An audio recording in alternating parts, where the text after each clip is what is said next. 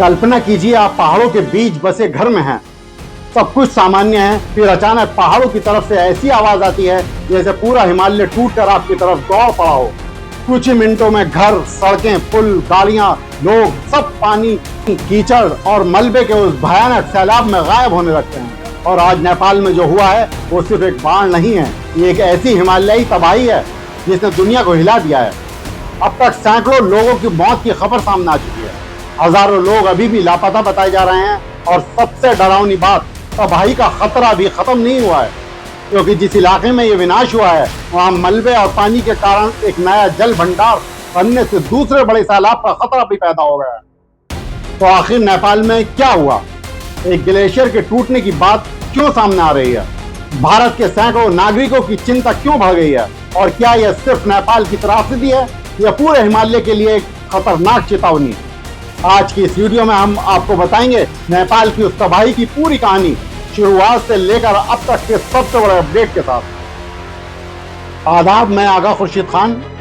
27 अगस्त 2026 की ताजा रिपोर्टों के मुताबिक नेपाल तिब्बत सीमा के हिमालयी इलाके में आई विनाशकारी बाढ़ और मलबे के सैलाब ने भारी तबाही मचाई है।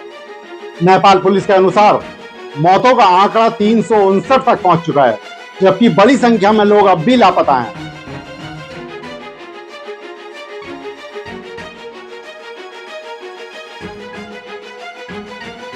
अलग अलग रिपोर्टों में नेपाल और तिब्बत क्षेत्र को मिलाकर लापता लोगों की संख्या 1400 से अधिक बताई जा रही है। शुरुआती रिपोर्ट के मुताबिक हिमालय क्षेत्र में एक बड़े ग्लेशियर या बर्फ पत्थर के हिस्से के ढकने के बाद पानी और मलबे का विशाल सैलाब नीचे की घाटियों की तरफ बढ़ा, जिसने रास्ते में आने वाले इलाकों को लगभग कुचल दिया। सोचिए, पहाड़ों के बीच बनी सड़कें, नदियों पर बने पुल, छोटे छोटे गांव, पर्यटकों के वाहन, तीर्थ यात्रियों के रास्ते, कई जगहों पर सब कुछ ही समय में तबाह हो गया। सबसे ज्यादा प्रभावित क्षेत्रों में नेपाल का रसुआ और आसपास का हिमालयी इलाका शामिल बताया जा रहा है। रिपोर्टों के मुताबिक दर्जनों पुल और सड़कें क्षतिग्रस्त हुए, जिससे राहत और बचाव अभियान में बेहद मुश्किल हो गया है। ये सामान्य बाढ़ नहीं थी, आखिर इतना पानी अचानक आया कहां से? नेपाल में मानसून के दौरान बाढ़ और भूस्खलन कोई नई बात नहीं है, लेकिन इस बार मामला अलग बताया जा रहा है।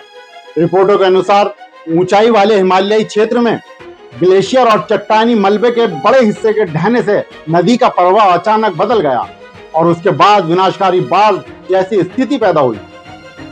कुछ वैज्ञानिक और विशेषज्ञ हिमालय में बढ़ते तापमान, ग्लेशियरों के पिघलने और अस्थिर पहाड़ी ढलानों को भी बड़ी एक चिंता के रूप में देख रहे हैं। ये समझना जरूरी है कि हिमालय सिर्फ बर्फ के पहाड़ नहीं है। हिमालय एक जीवित, बदलता हुआ और बेहद संवेदनशील क्षेत्र है।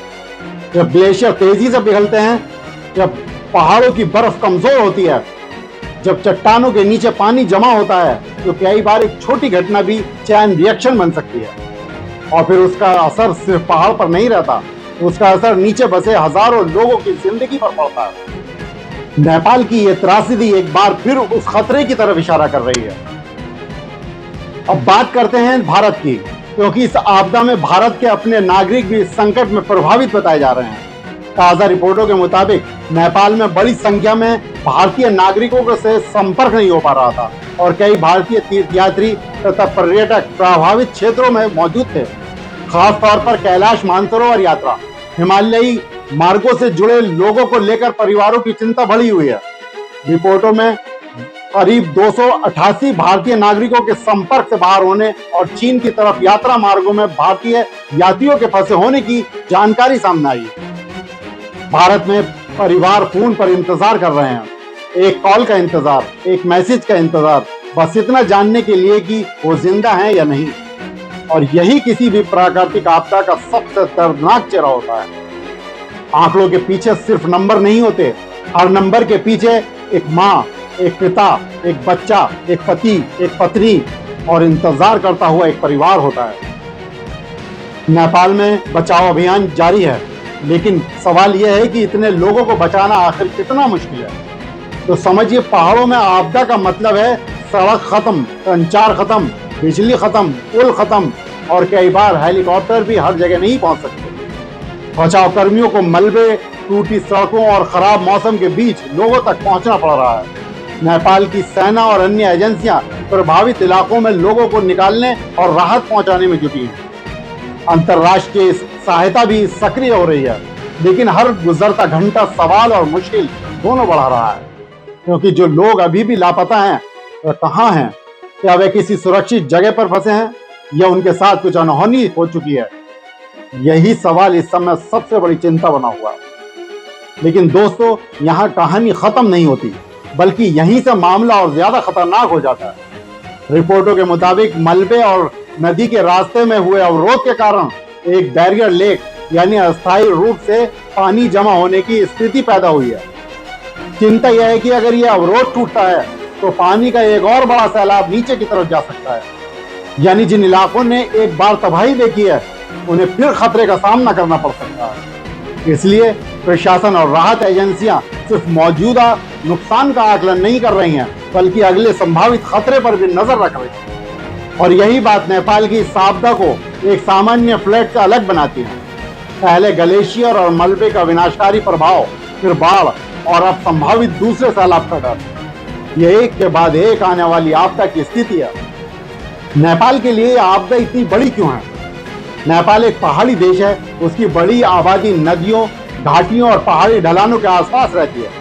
सड़कें सीमित हैं, कई इलाकों तक पहुंचना सामान्य दिनों में भी आसान नहीं है। ऐसे में जब कोई बड़ा प्राकृतिक संकट आता है तो नुकसान सिर्फ उस जगह तक सीमित नहीं रहता जहां बाढ़ आई, उसका असर पर्यटन पर पड़ता है, व्यापार पर पड़ता है, सड़क संपर्क पर पड़ता है, बिजली और संचार व्यवस्था पर पड़ता है और सबसे ज्यादा आम लोगों की जिंदगी पर पड़ता है। इस आपदा ने उन अंतर्राष्ट्रीय रास्तों को भी प्रभावित किया है जो नेपाल, तिब्बत और कैलाश मानसरोवर क्षेत्र की यात्रा से जुड़े हुए हैं। यही वजह है कि यह घटना सिर्फ एक देश की स्थानीय खबर नहीं रह गई है, इसका असर कई देशों और हजारों परिवारों तक पहुंच रहा है। अब सबसे बड़ा सवाल, क्या यह सिर्फ एक प्राकृतिक दुर्घटना थी या हिमालय हमें कोई चेतावनी दे रहा है? विशेषज्ञ लंबे समय से कह रहे हैं कि हिमालयी क्षेत्र में बढ़ते तापमान, ग्लेशियरों के पीछे हटने और अस्थिर पहाड़ी भूभाग के कारण नए तरह के खतरे बढ़ सकते हैं। लेकिन यहाँ सिर्फ क्लाइमेट चेंज की बहस काफी नहीं है। सवाल ये भी है कि हमारे पास पर्याप्त अर्ली वार्निंग सिस्टम है? क्या दूर दराज के हिमालय इलाकों की निगरानी मजबूत है? क्या ग्लेशियरों और पहाड़ी झीलों पर लगातार नजर रखी जा रही है? और सबसे महत्वपूर्ण, क्या हम हर आपदा के बाद सिर्फ राहत पहुंचाते रहेंगे या अगली आपदा आने से पहले तैयारी भी करेंगे? नेपाल की ये त्रासदी इन्हीं सवालों को फिर से सामने लेकर आई है। आज नेपाल में जो हुआ वो सिर्फ पानी की कहानी नहीं है, वो पहाड़ के टूटने की कहानी नहीं है, वो सैकड़ों परिवारों के उजड़ने की कहानी है। वो उन लोगों की कहानी है जो कल तक अपने घरों में थे और आज उनका कोई पता नहीं है। 359 मौतें, हजारों की चिंता, 1400 से ज्यादा लोग लापता होने की खबरें और एक नए संभावित सैलाब का खतरा।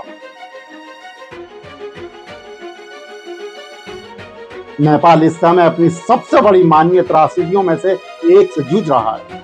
ताजा आंकड़े राहत और बचाव अभियान के साथ बदल सकते हैं और हमें यह समझना होगा, जब हिमालय चेतावनी देता है तो उसकी आवाज सिर्फ पहाड़ों तक सीमित नहीं रहती, उसकी गूंज नेपाल से भारत तक, भारत से तिब्बत तक और पूरी दुनिया तक पहुंचती है।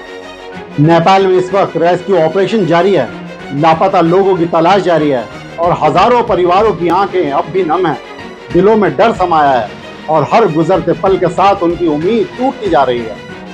फिर भी वे उसी एक आवाज के लिए बेचैनी से तरस रहे हैं जो उनके अंधेरे में रोशनी बन सके। कोई अपना मिल गया, वे जिंदा हैं। दोस्तों, नेपाल आपदा से जुड़ा हर बड़ा और ताज़ा अपडेट हम आपके लिए लेकर आते रहेंगे। वीडियो को शेयर जरूर कीजिए, क्योंकि इस वक्त सबसे ज्यादा जरूरत है राहत और बचाव से जुड़ी सही जानकारी ज्यादा से ज्यादा लोगों तक पहुंचे। आप देखते रहें मुस्लिम टुडे, आपकी अपनी आवाज। शुक्रिया।